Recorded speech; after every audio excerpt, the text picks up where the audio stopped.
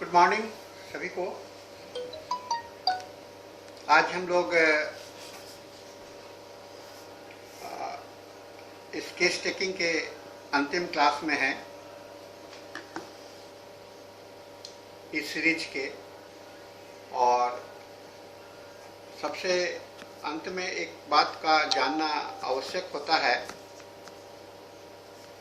कि जब आप क्लिनिक में होते हैं, प्रैक्टिस में होते हैं, उस समय में कुछ संविधान और कुछ नियम फॉलो करना पड़ता है सभी चीज़ के लिए। इसको प्रोफेशनल एटिकेट कहते हैं, या कहते हैं व्यावसायिक आचार संहिता, आचरण, है ना।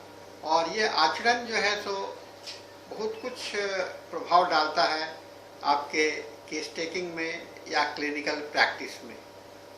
और इसका रिक्वायरमेंट्स केवल आपके आचरण से नहीं है, बल्कि आपका समाज के प्रति उत्तरदायित्व से है, और साथ ही नियम और कानून के अधीन यह आ जाता है।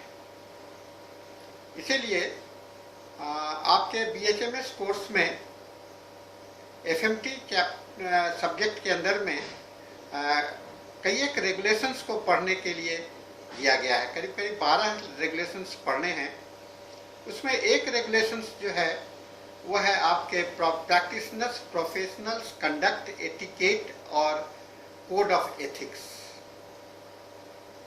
आपको पढ़ना है।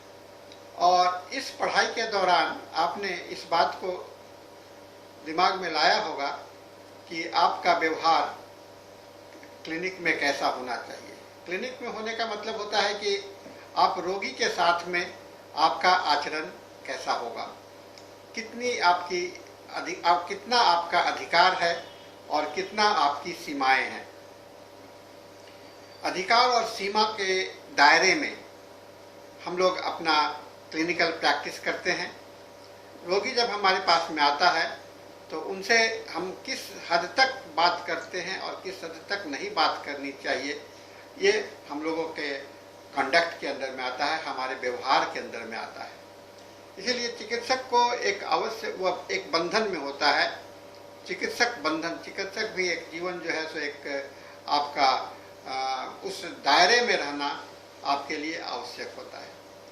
और इसी संबंध में केंद्रीय होम्योपैथिक परिषद ने 1982 में एक रेगुलेशंस को भी बनाया था, जो कि etiquette and code of ethics, और फिर इसमें कई एक बीच में संशोधन किए गए हैं।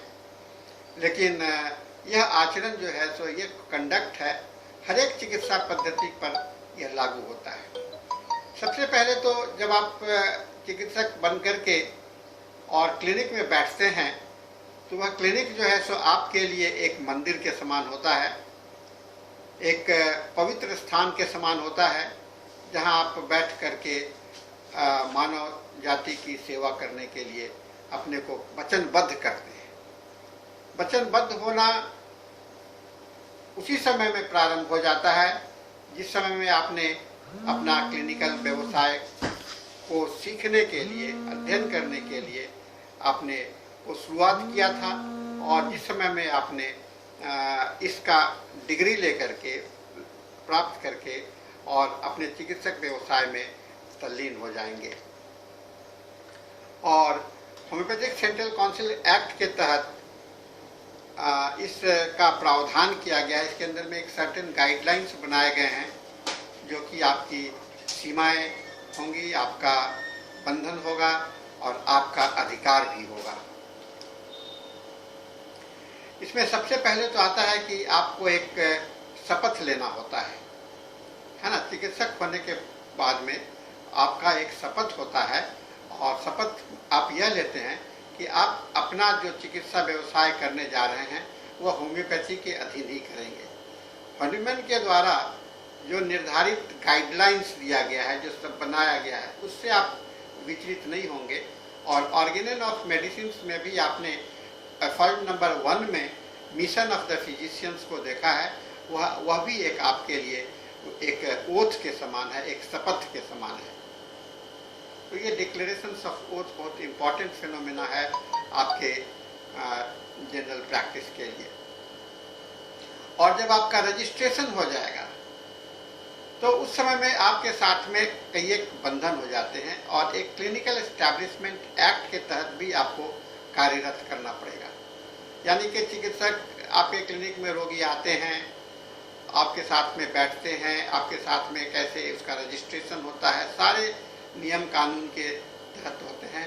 ये रजिस्ट्रेशन करने का भी, निबंधन करने का आपका जो रजिस्ट्रेशन होगा बोर्ड के माध्यम से, सेंट्रल काउंसिल के माध्यम से, तो वह आपके लिए एक दायरा बन जाता है जिसमें के तहत आपको ही रहना है, उसके उल्लंघन नहीं करना है, उसके अलग से होकर के उससे आपको व्यवहार नहीं करनी है। इसमें सारी बातें हो जाती हैं। पेशेंट से आपका क्या बात करेंगे, कैसे बात करेंगे, आपका कैरेक्टर क्या होगा, है ना, आपको ह्यूमैनिटी के प्रति आपको रिस्पेक्ट रखना पड़ेगा, है ना, और उसके प्रति आपको जो पेशेंट से फीस लेंगे वह फीस जो है सो एक ऐसा होना चाहिए जो कि आपका पेशेंट के और आपके बीच में कोई दरार उत्पन्न नहीं करे। और जो कोई इस एक्ट को नहीं उल्लंघन करता है तो वह, आज कानून का समय है, कानून के दायरे में आ सकता है और रजिस्ट्रेशन और चिकित्सा का जो आपका अधिकार है उसे कैंसिल किया जा सकता है, उसे खत्म किया जा सकता है। सबसे बड़ी बात होती है कि चिकित्सक का एक आचरण और उसका व्यवहार और उसका कैरेक्टर, है ना। कैरेक्टर का मतलब क्या होता है कि हम अपने को किस तरह से प्रदर्शित करते हैं एक अभिभावक के रूप में, क्योंकि चिकित्सक और क्या कहते हैं गार्जियन, वो आप एक गार्जियन का जो रोल हो जाता है वह आपके साथ में होता है, यहाँ पर आ जाता है, क्योंकि आप किसी के सेवा के लिए अपने आप को प्रतिबद्ध आपने किया है। इसलिए आपको बहुत ही मॉडेस्ट होना होगा, आपको बहुत सोबर होना पड़ेगा और आपको अपनी जो ड्यूटी है या आपका जो मिशन है उसको पूरा करने के प्रति आपको धार्मिक होना पड़ेगा, है ना। उसको पायस यानी कि शुद्धता के साथ में और धार्मिकता के साथ में निभाना पड़ेगा। धर्म आपका कोई भी हो, लेकिन चिकित्सा भी एक धर्म है और इस धर्म को निभाना आपका कर्तव्य हो जाता है, आपका ड्यूटी हो जाता है जिस दिन आप ये करते हैं। मैं इस बातों को केस टेकिंग के साथ में जोड़ दिया, इसलिए जोड़ दिया हूँ कि यह मैक्सिमम समय जो आप रोगी के साथ में व्यतीत करते हैं वह केस टेकिंग का ही समय होता है। अपने पेशेंट जब आपके क्लिनिक में आता है तो सबसे ज़्यादा से ज़्यादा समय वह अपना जो आपके साथ रहता है वह उस समय में आपका व्यवहार सबसे इम्पॉर्टेंट हो जाता है। और इसके लिए कैरेक्टर एंड मोरल्स के स्टैंडर्ड बने हुए हैं, है ना। तो कहता है कि highest level of character and moral, क्योंकि आपका एक ही काम नहीं होता है, खाली आप देखना नहीं होता, आपको समाज के प्रति एक आदर्श भी प्रस्तुत करना पड़ता है। आप जैसा करेंगे वैसा ही लोग उसको नकल करते हैं। आप जैसा सलाह देते हैं, जैसा रहने की बात करते हैं, वैसे ही रोगी आपको है। तो इससे अगर आपका खुद का, अगर आप क्लिनिक में बैठे हैं, बैठने का तरीका आपको ठीक से नहीं मालूम है, क्लिनिक में कैसे बैठना चाहिए, तो रोगी भी आपको एक लापरवाह व्यक्ति के रूप में देखेगा और उसके अंदर में भी लापरवाही का भाव आ सकता है। इसलिए वह नकल करता है रोगी, और जितने भी होते हैं हमारे साथ जीने वाले लोग, वो लोग हम लोगों का नकल करते हैं। इसीलिए हमारा आचरण, हमारा ये होता है कि हम कैसे अपने को ऐसा प्रस्तुत करें। हमारा कपड़ा है, हम ड्रेस जो पहनते हैं, हम एक व्यवहार जो हमारा होता है, बातचीत करने की कला होती है, ये सारे चीज़ जो हैं तो हमारा अप्लाइड माइंड का पार्ट होता है। इस चीज़ को हम लोगों को दिमाग में रखना, प्रैक्टिस करना पड़ेगा। रखने की बात नहीं है, इसे प्रैक्टिस करने की बात है, इसको अपने जीवन में उतारने की बात है ना। और यह आवश्यक इसलिए जितना आप रोगी के प्रति समर्पित होंगे उतने आप रोगी के बीच में लोकप्रिय होंगे, और जितने लोकप्रिय होंगे आपका आपको संतुष्टि मिलेगी। हम खाली पैसा कमाने के लिए रुक चिकित्सा नहीं करते हैं। रोगी ठीक हो जाता है, वो सबसे बड़ा धन होता है। रोगी पैसा कितना देता है या नहीं देता है ये मैटर नहीं करता है, क्योंकि पैसे जब आप रोगी ठीक करते हैं तो पैसा उसके सामने में महत्वहीन हो जाता है, अपने आप आता है। आपको चिंता करने की जरूरत नहीं पड़ेगी कि मुझे पैसा मिलेगा कि नहीं मिलेगा। ये मैंने अपने खुद लाइफ में प्रैक्टिस में मैंने ये देखा। मुझे यह सोचने का जरूरत नहीं पड़ता है कि पेशेंट मुझे फीस देगा कि नहीं देगा, क्योंकि फीस देता भी है और नहीं भी देता है, दोनों बात होता है। जो लाचार हैं, कुछ अपने नेचर से अपने क्या कहते हैं, अपने नेचर से के कारण पैसा नहीं देना चाहते हैं, कंजूसी के कारण या किसी कारण से नहीं देना चाहते हैं, और विश्वास के कारण नहीं देना चाहते हैं। हम लोग उस पर जबरदस्ती हम लोगों नहीं ले सकते हैं, और आप जबरदस्ती करेंगे भी तो वह मिलता नहीं है ना। तो कितना भी उसमें समय अन्यथा, लेकिन जब आप रोगी ठीक करते हैं तो कई एक रोगी आप देखते हैं, उस रोगी ठीक होने में उनके भीतर में एक भावना होती है, और वह आपका पेमेंट करते हैं। तो आपका जो मेहनत है, आपका जो ये है, वो व्यर्थ नहीं जाता है। एक हाथ से, एक तरफ से नहीं होकर के दूसरे तरफ से आपको मिल ही जाता है।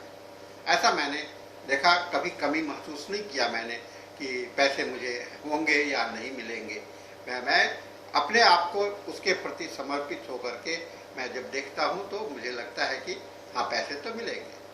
ये एक आपको एक आदर मिलता है, आप वहाँ पर आपका पोजीशन जो है सो ऊपर में है, आदर मिलता है। और इसलिए जब केस टेकिंग के समय में अगर आपको इस आदर का फायदा नहीं उठा पाते हैं, आदर का फायदा कैसे उठाएंगे?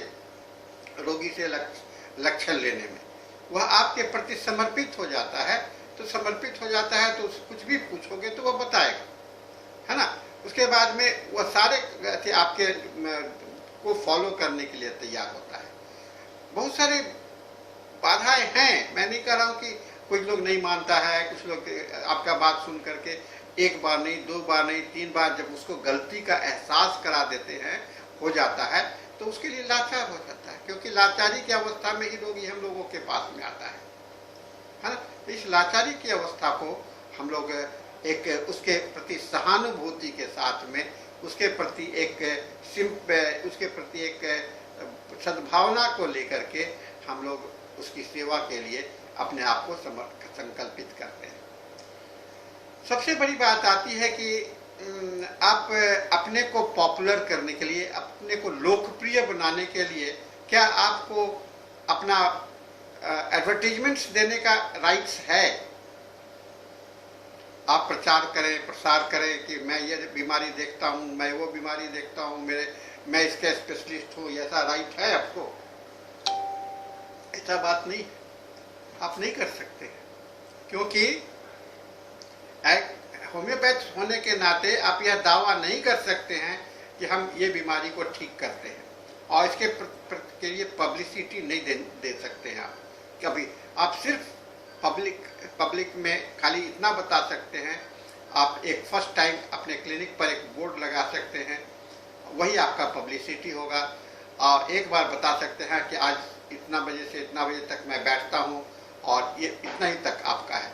या कभी आप अपने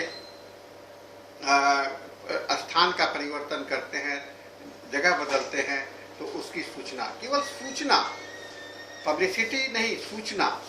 हम डॉक्टर का अधिकार है सूचना देना, पब्लिसिटी नहीं देना करना, एडवर्टीजमेंट्स नहीं करना, ये आपका राइट्स में नहीं आता है। क्योंकि पब्लिसिटी जो है सो एक व्यवसायिक बिजनेस का मैटर आता है, और प्रोफेशन जो है सो एक बिजनेस नहीं होता है, ये बिजनेस से अलग होता है। इसलिए आपको कानूनन बांधा गया है कि आप एडवर्टाइज नहीं करते हैं। और जो लोग इस तरह का एडवर्टीजमेंट अगर पकड़ा जाता है या किसी ने रिपोर्ट कर दिया, तो उसके लिए आपको पनिशमेंट किया जा सकता है, आपका डिग्री कैंसिल किया जा सकता है, या और भी किसी तरह रजिस्ट्रेशन को कैंसिल किया जा सकता है। तो ये एक दायरा है जो मैंने एडवर्टीजमेंट के संबंध में मैंने बताया। क्या क्या आप कर सकते हो, क्या क्या आप पब्लिक में अनाउंसमेंट कर सकते हो कि आप प्रैक्टिस शुरू करने जा रहे हैं, आप किस तरह का प्रैक्टिस करने जा रहे हैं, आप क्रॉनिक डिजीज का देखने जा रहे हैं, एक्यूट डिजीज का देखने जा रहे हैं, ये बता सकते हैं। आप अपना स्थान परिवर्तन कर रहे हैं, इसको बता सकते हैं। कितना दिन आप क्लिनिक में बैठिएगा या कितना दिन आपका क्लिनिक बंद हो जाए रखिएगा, ये बता सकते हैं। और अपने आप क्लिनिक बस इतना ही, ये सूचना का बात होता है, इसके अंदर में पब्लिसिटी का लैंग्वेज नहीं आता है।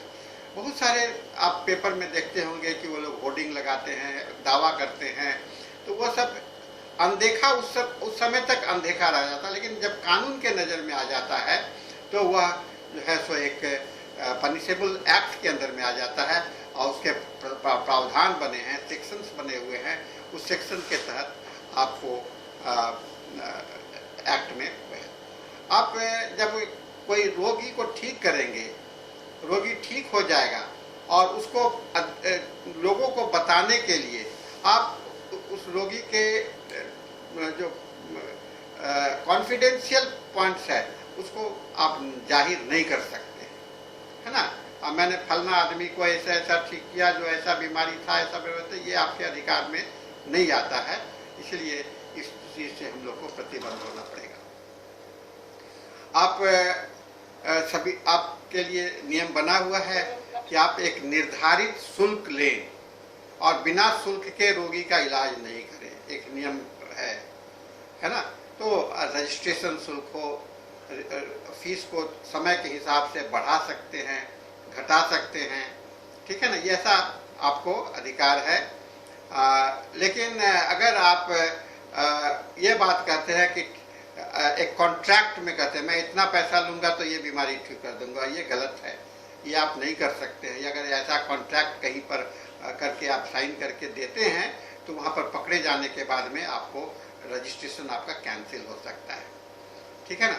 दूसरी बात जो फीस के विषय में आता है, आप अपने समुदाय से, यानी कि आपके जो चिकित्सक साथी होंगे जो वो आपसे कभी सेवा लेने के लिए आते हैं या उनसे आप फीस नहीं लेना है। आपके प्रोफेशनल कलीग्स हैं, आपके प्रोफेशनल साथी हैं, उन लोगों से आपको सेवा नहीं लेना है, ठीक है ना। और कोई कंपनी आपको कोई गिफ्ट देता है, वह भी आपके अधिकार के क्षेत्र में नहीं है ना, वो आप गिफ्ट नहीं ले सकते हैं, गिफ्ट वहाँ पर नहीं ले सकते हैं। उनसे कोई बिजनेस जैसे कोई दवा आप रखते हैं। नेक्स्ट आता है रोगी के प्रति आपका दायित्व, है ना। रोगी के प्रति दायित्व, अगर रोगी आपको आपके क्लिनिक में आता है तो आप ना नहीं कर सकते, है ना। चाहे आप इलाज कर सकते हो या नहीं करते हो, लेकिन पहला तो आपको फर्स्ट उसको रिसीव करना ही पड़ेगा। चाहे किसी भी तरह का रोगी आपके क्लिनिक पर आता है तो उसे आपको एक्सेप्ट करना पड़ेगा। हाँ, आप जहाँ अगर आपकी सीमा से बाहर है, आपके क्लिनिक में वो व्यवस्था नहीं है, तो फर्स्ट एड दे करके आप उसको बाहर जाने के लिए, दूसरे जगह जाने के लिए सलाह कर दे सकते हैं, रेफर कर सकते हैं, यह आपको करना पड़ेगा। और नहीं अगर, लेकिन सीधे ना नहीं बोल सकते हैं, क्योंकि यह आपके अधिकार में ना बोलने का नहीं है, आपको एक्सेप्ट करना ही है ना। तो ये आपका ऑब्लिगेशन है टू द पेशेंट। आप रोगी को देखेंगे या नहीं देखेंगे। अगर कोई रोगी अगर आता है और वो आपसे जबरदस्ती करना चाहता है तो यह उसका अधिकार नहीं है, आपकी मर्जी है या आप देखेंगे या नहीं देखेंगे। देखना नहीं देखने की बात उस समय में आती है जब आप अपने को ये फील करते हैं कि ये मेरे जानकारी से, मेरे ज्ञान से और मैं यहाँ पर मदद नहीं कर सकता हूँ, तो सीधा सीधे कहना चाहिए कि मैं यहाँ पर नहीं, मेरा लिमिटेशंस है।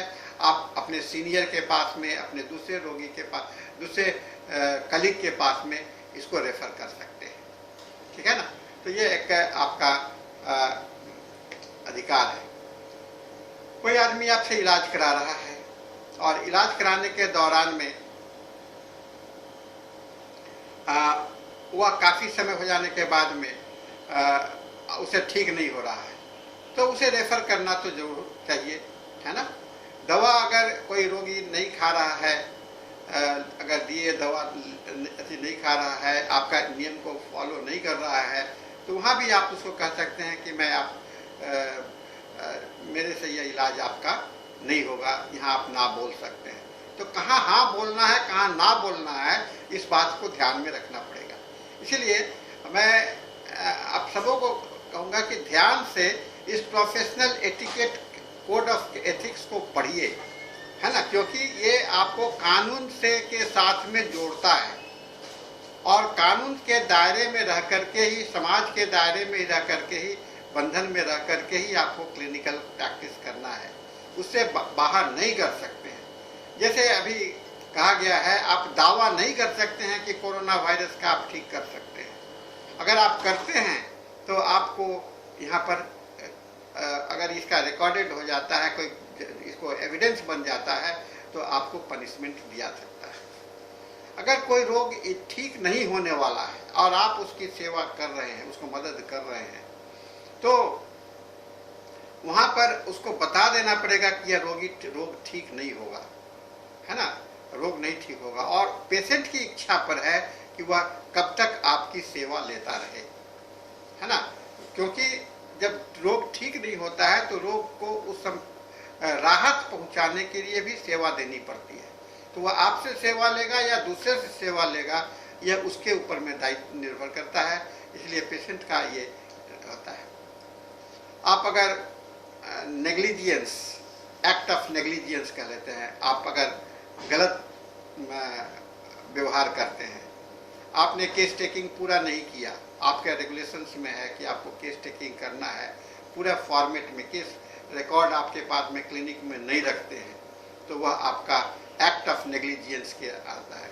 हर एक रोगी जो देखते हैं वह आपको उसका रिकॉर्ड्स आपको अपने क्लिनिक में रखना है। वह अगर नहीं रखते हैं, अगर पकड़े जाते हैं, तो एक्ट ऑफ नेग्लिजियंस के अंदर में आ जाता है।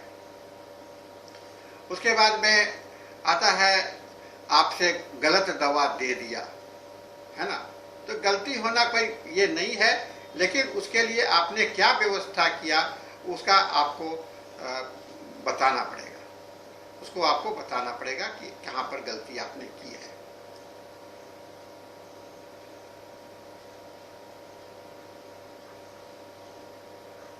हर एक रोगी के साथ में कर्टियस है, सिंपैथेटिक है और फ्रेंडली एंड हेल्पफुल एटीट्यूड रखना है, और उसका ट्रीटमेंट जो है सो अटेंशन के साथ में, ध्यान के साथ में करना चाहिए। पेशेंट को कितने दिन पर बुलाएंगे, यह भी आपको पेशेंट के आप अपने एक डिस्प्ले करेंगे क्लिनिक में कि, और बता देंगे रोगी को कि आपको इतना दिन के बाद आना है, ये विजिट्स मेंटेन करना है। हाँ, पेशेंट के यहाँ जाना, है ना, आपको जाना, ये आपका दायित्व कंपल्सन नहीं है। अगर पेशेंट मूव नहीं करने लायक है तो उसे आप रिकमेंड कर सकते हैं कि आप हॉस्पिटलाइज हो जाओ, है ना, लेकिन अगर आपकी इच्छा पर है, स्वेच्छा पर है कि आप उसके घर पर जाकर के आप इलाज करेंगे या नहीं करेंगे। रोगी का अगर पूछता है कि मेरा बीमारी ठीक होगा कि नहीं होगा, ये अक्सर सवाल आता है, तो हमें यह बताना पड़ेगा। हमारे चिकित्सा विज्ञान को का रेफरेंस देते हुए हम लोग रोगी का इलाज कर रहे हैं, और मेरा दायित्व तो खाली है, ठीक होना ना होना मेरे हाथ में नहीं है ना, ठीक होगा कि नहीं होगा ये मेरे हाथ में नहीं है। मैं तो अपना दायित्व, मेरा रिस्पॉन्सिबिलिटी केवल उसके प्रॉपर केयर पर है, प्रॉपर मेडिसिन सिलेक्शन पर है, प्रॉपर प्रोग्नोसिस पर है। लेकिन अपने ज्ञान के हिसाब से मैं यह देखता हूँ कि ये इतना समय, इसमें काफ़ी समय लगता है, और कब तक ठीक होगा ये अगर आप बताएंगे तो आप खुद फंस जाएंगे, है ना। इसलिए आप अपने देख करके, रोगी के स्थिति को देख करके, हाँ, आश्वासन तो जरूर देते हैं कि आश्वासन जो है कि हाँ उनको है। पेशेंट को कोई बीमारी है उसे एकाएक आपको नहीं बताना चाहिए।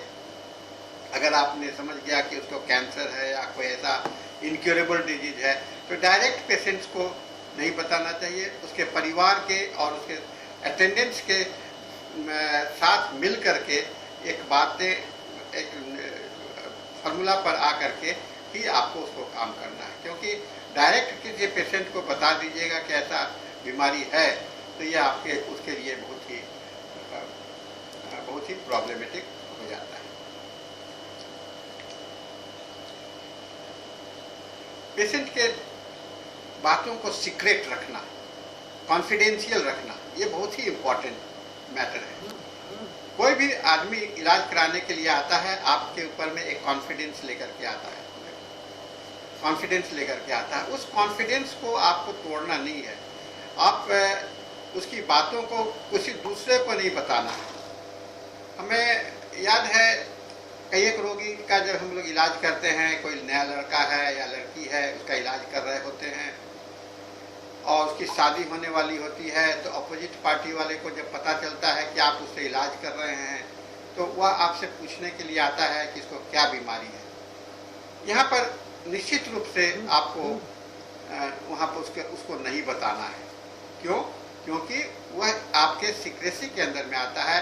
कहिएगा कि पेशेंट को ही हम बता सकते हैं, पेशेंट के गार्जियन ही इस बात को पूछने के अधिकारी होते हैं और कोई उसके अधिकार में नहीं आता है ना। क्योंकि इसके पर्सनल लाइफ से रिलेटेड मैटर है और पर्सनल लाइफ से रिलेटेड मैटर को आप नहीं बताना चाहिए, क्योंकि उसमें आपका अधिकार क्षेत्र से बाहर की बात होती है।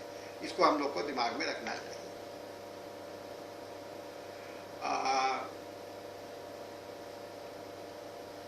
आपको एक प्रोफेशनल रिलेशनशिप डॉक्टर के साथ बनाना है, आसपास के चिकित्सकों से, उसके साथ मेडिकल सोसाइटी से संबंध बना करके रखना है, जिससे कि आप आपस में नॉलेज का शेयरिंग करते रहें। अनएथिकल कंडक्ट आपका होता है, करप्ट और डिसऑनेस्ट होता है, तो वह आपको एक इससे बाध्य कर सकता है कि आप अपने रजिस्ट्रेशन आपका कैंसिल हो जाए।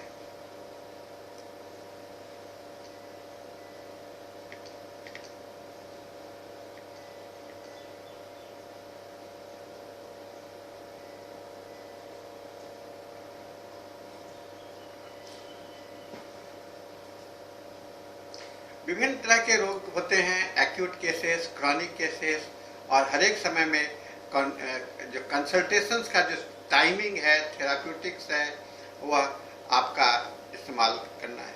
पेशेंट के किसी के इन्फ्लुएंस में आकर के उसको नुकसान पहुंचाने की बात अगर आप करते हैं और इस बात का अधिक पता चल जाता है, तो आपके लिए एक कठिनाइयाँ पैदा हो सकती हैं। सबसे बड़ी बात होती है पंक्चुअलिटी इन कंसल्टेशंस। पंक्चुअलिटी का मतलब होता है कि समय अनुकाल काम करना। और पेशेंट अगर क्लिनिक में आपने लिखा कि मेरा क्लिनिक 8 बजे सुबह खुलता है 12 बजे तक, तो 8 बजे से लेकर के 12 बजे तक होना वहाँ पर आपके लिए अनिवार्य होता है। अगर आपको किसी कारण से नहीं रहना है तो उसकी पहले से सूचना देनी चाहिए और एक नोटिस लगा देना चाहिए कि आज डॉक्टर साहब यहाँ पर नहीं बैठे। लेकिन 8 बजे करके 5 मिनट नहीं होना चाहिए, 8 बजे आपको वहाँ पर क्लिनिक में हाजिर होना चाहिए। ये पंक्चुअलिटी बहुत इम्पॉर्टेंट है। पेशेंट के साथ में जब केस टेकिंग करते होते हैं, तो केस टेकिंग में एक पर्याप्त समय आपको उसके साथ में व्यतीत करना है और उसी समय के अनुकूल ही वो आपका फीस होता है। अगर आप 1 घंटा एक पेशेंट में समय देते हैं, तो आप स्वयं सोच लीजिए कि आपको कितने पैसे लेने हैं। अगर एक पेशेंट में 10 मिनट लगता है, तो उतने देरी में आप सोच सकते हैं कि कितना पैसा आपको लेना चाहिए। तो 2 तरह के फीस आपके निर्धारित हो सकते हैं, एक क्रॉनिक कंसल्टेशंस के लिए और एक एक्यूट कंसल्टेशंस के लिए। जहाँ तक प्रिस्क्रिप्शन देने की बात होती है, इस पे थोड़ा सा मतभेद है, लेकिन ओपन प्रिस्क्रिप्शंस की बात कही गई है। आपको हमेशा ओपन प्रिस्क्रिप्शंस ही बनाना है आज के समय में। रोगी के लाभ के लिए जितने भी प्रोसेस हैं उसे आपको बनाए रखना है।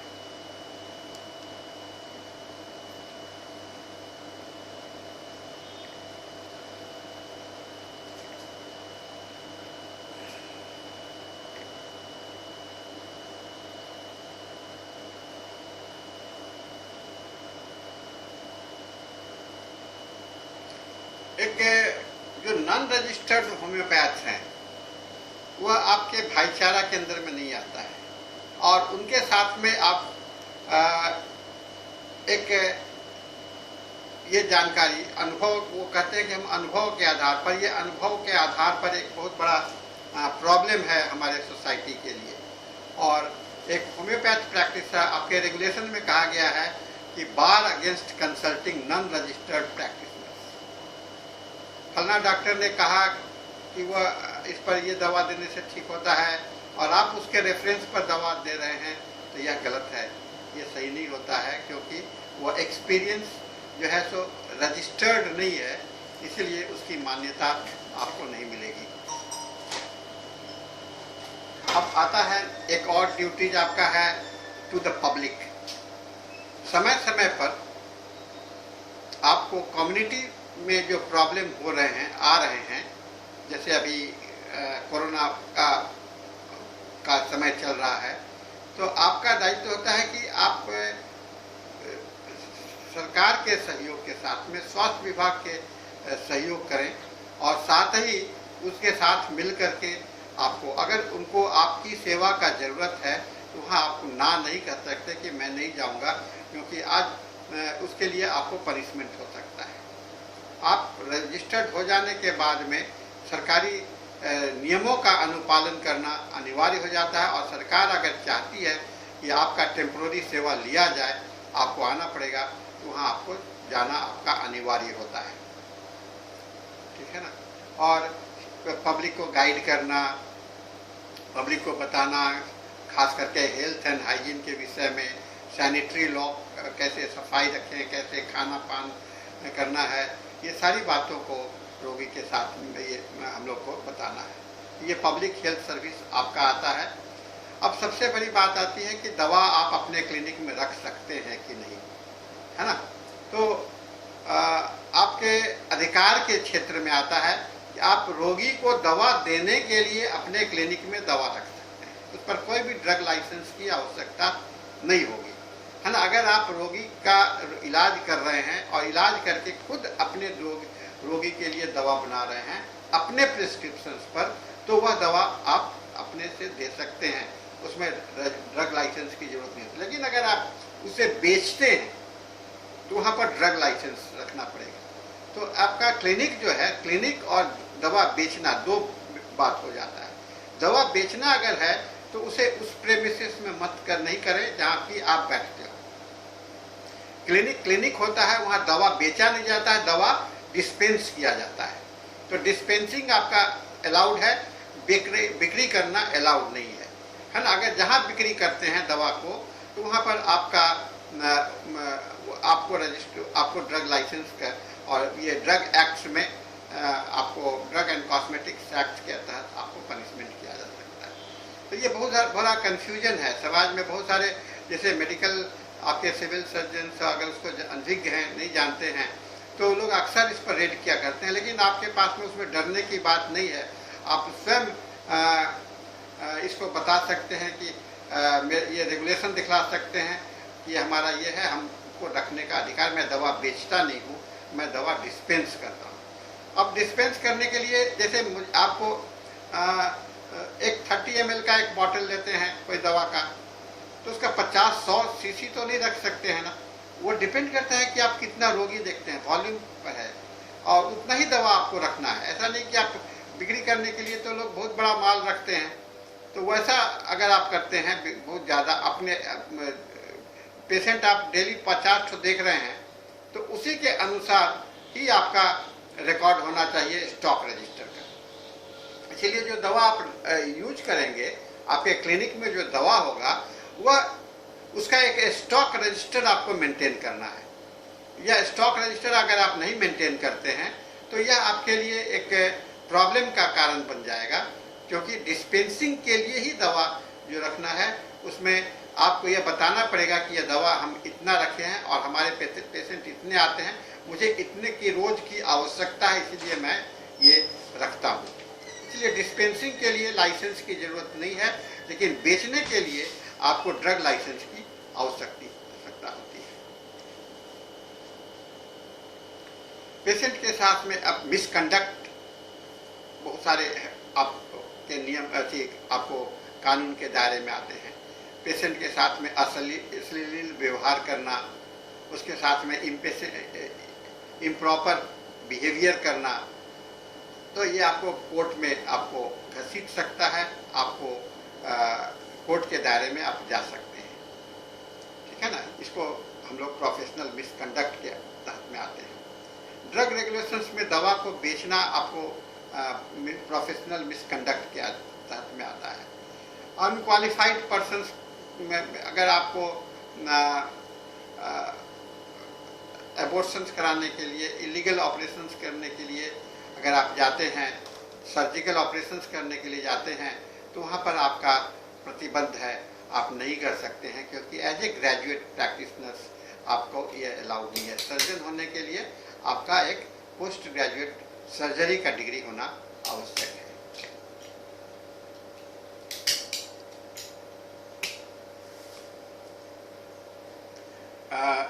आप अगर किसी रोगी को सर्टिफिकेट की आवश्यकता होती है तो सर्टिफिकेट देना है ना। उसमें लेकिन अगर देते हैं, कोई कहता है कि नहीं मैं आपने इसका इलाज नहीं किया, तो आपको प्रूफ करना पड़ेगा। इसलिए उस पेशेंट जो सर्टिफिकेट देते हैं अपने रिकॉर्ड में नोट कर लीजिए कि मैंने इस रोगी को ऐसा सर्टिफिकेट दिया है।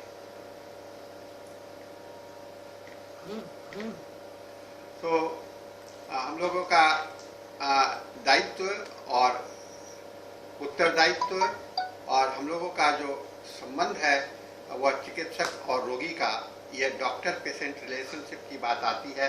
इस बात में सबसे पवित्र रिलेशनशिप माना जाता है और इसको मेंटेन करने के लिए आज कानून का दायरा भी बना हुआ है और यह कानून का दायरा के क्षेत्र जो अधिकार वह बढ़ता चला जा रहा है।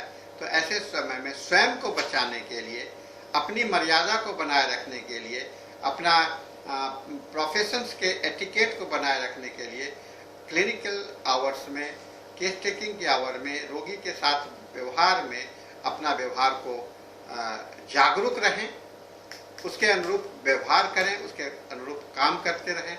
यही आप हम लोगों का प्रोफेशनल एटिकेट होगा, यही आपके केस का जो है सो क्लिनिकल अप्रोच होगा और इस क्लिनिकल अप्रोच के तहत आप सफलता प्राप्त कर सकते हैं। तो हम लोग आज इस केस टेकिंग के इस पूरे लेक्चर्स को हम लोगों ने बहुत ही विस्तृत ढंग से मैंने बनाने का कोशिश किया। पिछले 35 क्लास में हम लोगों ने इसे डालने का कोशिश किया हूँ और बहुत कुछ इसमें समाहित हो पाया होगा, लेकिन यह अनंत है। यह अध्ययन जो है केस टेकिंग का अध्ययन अनंत है और आप अपने जीवन और अपने क्लिनिकल प्रैक्टिस में भी बहुत कुछ सीखेंगे। वो सब सीखने के लिए हमेशा तैयार रहना है, वही आपका केस टेकिंग का मजबूत करेगा। केस टेकिंग खाली पढ़ लेने से नहीं होता है, खाली पढ़ाई कर लिए, हमारा लेक्चर सुन लिए, किताबों में पढ़ लिए, ऑर्गेनिज्म के फॉलो को जान गए, तो जानने से नहीं होता। इसे प्रैक्टिस करना पड़ता है, इसे रेगुलर अपने जीवन में अपनाना पड़ता है, तब जाकर के यह आपका इसके असलियत को, इसके वास्तविकता में पहुंचेंगे और आपको यहाँ पर सफलता मिलेगा। इसलिए आप निरंतर प्रयास करते रहें। अगर आप चाहते हैं कि होम्योपैथी में हमारा जीवन बीत जाए तो आप, और उसमें आपको एक सेटिस्फैक्शन मिले और आप वहाँ पर आपका पूरा संतुष्टि प्राप्त कर पाएँ, तो यह आपके लिए आवश्यक होगा कि इसे निरंतर प्रयास, अभ्यास दोनों करते रहें। अभ्यास करना बहुत जरूरी है, क्योंकि बिना अभ्यास के आप में निपुणता नहीं आती है, स्किल्स नहीं डेवलप करता है। इसलिए यह रेगुलर प्रैक्टिस का है। आप शॉर्टकट मेथड्स कभी नहीं अपनाएं। मैं अपने क्लिनिक में देखता हूँ, अगर एक सर्दी का भी बुखार रोगी आता है, एक साधारण बुखार का भी रोगी आता है, तो मैं पूरा केस फॉर्मेट तैयार करता हूँ। क्यों? इसलिए कि अगर मैं नहीं करूँगा तो मेरा अभ्यास टूट जाएगा। आज के समय भी मुझे अभ्यास की आवश्यकता होती है, तो निरंतर अभ्यास करने का, कोई भी काम आप करें, कंप्यूटर सीखने के लिए जा रहे हैं, कंप्यूटर का डिग्री लेके आ जाइए और कंप्यूटर का यूज करना छोड़ दीजिए, और 6 महीना के बाद में सारा कंप्यूटर भूल जाता है। इसलिए इस अभ्यास को जारी रखना है, अभ्यास करते रहिएगा तो हमें आपको कोई कठिनाई नहीं होगी, आप हमेशा आगे बढ़ते रहिएगा। तो आप इस केस टेकिंग के इस सीरीज के बाद में हम लोग फिर किसी दूसरे सीरीज को हम लोग चेकअप करेंगे। और एक है, आपको कोई प्रश्न करना हो या करना हो तो आप मुझसे संपर्क कर सकते हैं, बात कर सकते हैं।